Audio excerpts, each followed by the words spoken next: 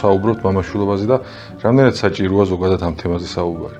ძალიან საჭიროა, იმიტომ რომ თქვენ შეეხეთ მამის ფუნქციას.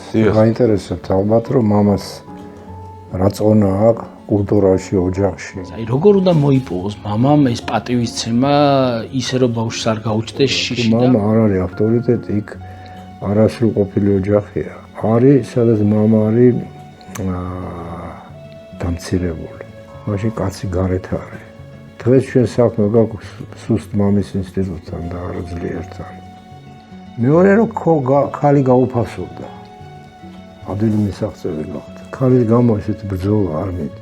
თუ მოძალადე არის დედის მიმართ ერთია. გოგონა თვლის რომ დედა დამნაშავე ზოგჯერ. ეგრო იყოს თვითონ მამა მოძალადე არ იქნება. ამიტომ მიყვება მოძალადე ქმარს რომ დაამტკიცოს რომ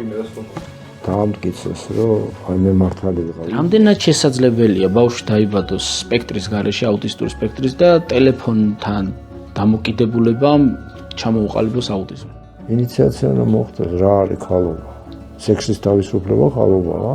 არა, ამბობთ რა მოხდა.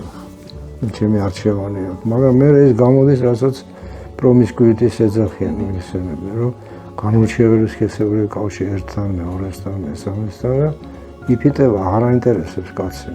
მიბაძვა ახსენეთ ბატონო რეზო და ცუდ საქციელსაც ბაძავენ შვილები როგორც წესი. რა თქმა უნდა, მამა თუ უყვარს, მის ნარკომანულ ქცევასაც განაორებს. თუ არ უყვარს არა? ერთია რომ კარგი მამა გეხმარება საკუთარი მოწოდების ნახვაში. და ცუდი მამა ან დედაც შეიძლება გაიძულებს, თავს გახვევს თავისი დაუკმაყოფილებელი სურვილები დაიყვანოს. საინტერესო რამე გავიგე. ძალიან ბევრი რამე ვისწავლე და ვეცდები გამოვიყენო ჩემ შვილებთან ურთიერთობის დროს. ძალიან იმოქმედა და кайხანი დადუმებული ვიჯექი და ბევრ რაღაცას ფიქრობდი და მამების დრო ყოველ 4 შაბათს 20 საათზე.